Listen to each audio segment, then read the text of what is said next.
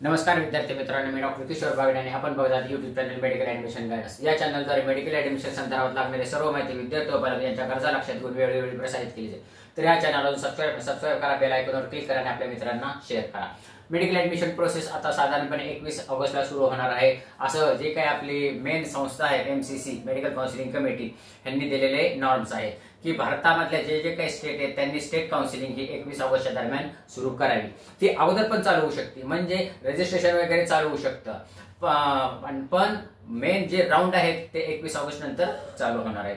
तर मागच्या व्हिडिओमध्ये आपण ह्या महाराष्ट्र काउन्सिलिंगचं रजिस्ट्रेशन कसं करावं हे आपण बघितलेले। आता रजिस्ट्रेशन केल्यानंतर आपल्याला SML कधी मिळतो हे आपण बघणार आहोत आणि SML चा इफेक्ट काय होतो हे बघणार आहोत। SML साधारणपणे आपल्याला जर समजा 21 ऑगस्टला सुरू झालं तर 30 ऑगस्टच्या दरम्यान SML येऊ शकतो आणि SML आला की आपल्याला लक्षात येतं की आपल्याला कुठल्या कॉलेज मिळणार, कुठलं स्ट्रीम मिळणार आहे, म्हणजे MBBS BMS semi government government हे। आता SML म्हणजे काय, साधारणपणे बऱ्याच जणांना माहिती झालेली आहे। SML म्हणजे स्टेट मेरिट लिस्ट नंबर। आतापर्यंत तुम्हाला ऑल इंडिया रँक आलेला आहे तुमच्या नीट स्कोर कार्डवर।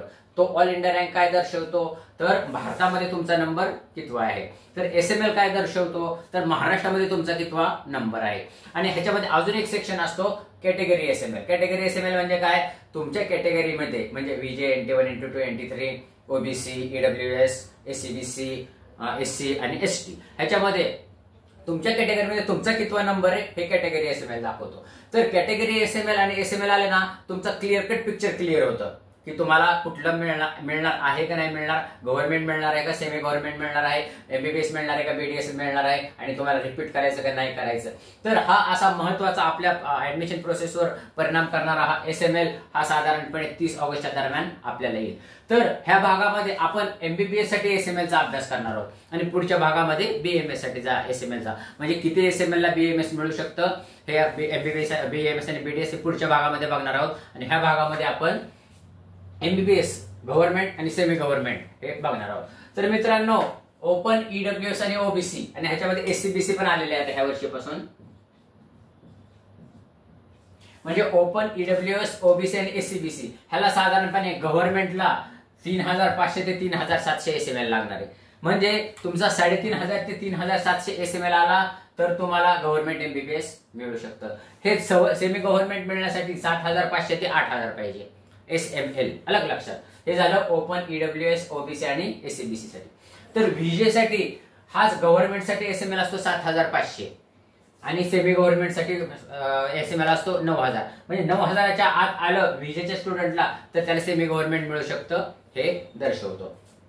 NT1 साठी बघू। NT1 साठी गव्हर्नमेंट साठी SML प्रॉपर SML असतो 9000 तर सेमी गव्हर्नमेंट साठी असतो 11000, अलग लक्षात। आणि NT2 साठी गव्हर्नमेंट साठी SML असतो 5000 तर सेमी गव्हर्नमेंट साठी असतो 7000। मित्रांनो, हे जे आम्ही सांगतो हे मागील 4-5 वर्षाच्या अनुभवावरून सांगितलं। 4-5 वर्षाचे जे काही आमचे डाटा असतो आमच्याकडे त्याच्यावरून आम्ही हे काढलेलं असतं। असं होईल असं अजिबात शक्यता नाही, पण साधारणपणे प्रत्येक वर्षी हाच ट्रेड असतो, कारण जितक्या सीट असतात तितकेच विद्यार्थी घेतले जातात, म्हणून SML साधारणपणे तेवढेच राहतात। थोडेसं प्लस मायनस होऊ शकतो, तुम्ही पण हे लक्षात घ्या। आम्ही जे काही सांगतो हे अंदाजे असतो, 10% प्लस 10% मायनस हे तुम्ही पण लक्षात घ्यायला पाहिजे। आता NT2 साठी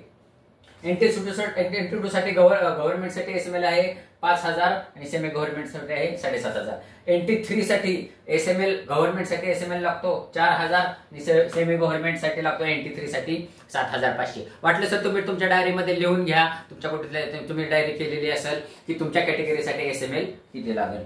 तर आता NT3 झालं। SC साठी गव्हर्नमेंटला SML लागतो 11000 आणि सेमी गव्हर्नमेंटला SML लागतो 12500, अलग लक्षात।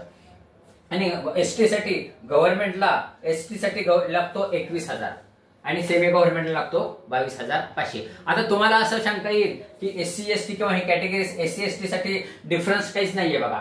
गव्हर्नमेंट साठी SC ला लागतोय 11000 आणि ST ला लागतोय 21000 आणि सेमी गव्हर्नमेंट साठी SC ला लागतोय 12500 आणि ST ला लागतोय 22500, म्हणजे फक्त 1-1.5 हजारचाच फरक आहे। वायसी वर्सा ओपन EWS ह्याच्यामध्ये जवळजवळ डबलचा फरक आहे, 3500 आणि 7500, म्हणजे डबलच्या वरती फरक आहे, म्हणजे डबलच फरक आहे। त्याचप्रमाणे VJला पण तसा फरक आहे, NT1 ला पण थोडा फरक। हा फरक का पडतो, SC आणि ST ह्याच्यामध्ये का फरक पडतो, तर फी सवलत सगळी आहे। त्याच्यामुळे हा फरक पडतो. कारण SC ला गव्हर्नमेंटला जेवढी फीस आहे तेवढी सेमी गव्हर्नमेंटला पण भरावी लागते. हा क्रायटेरिया असल्यामुळं SC STच्या SML मध्ये गव्हर्नमेंट आणि सेमी गव्हर्नमेंट मध्ये एवढा काही फरक नसतो. आलं का लक्षात? तर मला वाटतं ही माहिती तुम्हाला आवडलीच असेल. तुम्हाला तुमच्या कॅटेगरीला कुठला SML प्रिफर आहे म्हणजे तुम्हाला सेफ आहे हे तुम्ही लिहून घ्या, म्हणजे तुमच्या लक्षात येईल.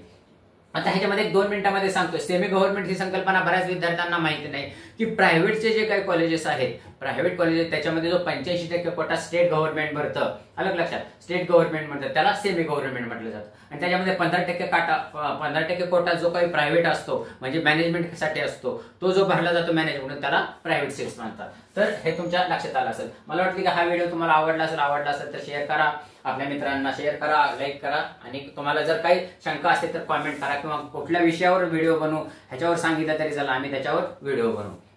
तर या अशाच माहितीपूर्ण व्हिडिओसाठी हा चॅनल सबस्क्राईब करा, बेल आयकॉनवर क्लिक करा आणि आपल्या मित्रांना शेअर करा. कारण हा चॅनल तुमची ऍडमिशन प्रोसेस संपेपर्यंत तुमच्या बरोबर राहणार आहे. एवढं म्हणून आजचा विषय थांबवतो. जय हिंद, जय महाराष्ट्र.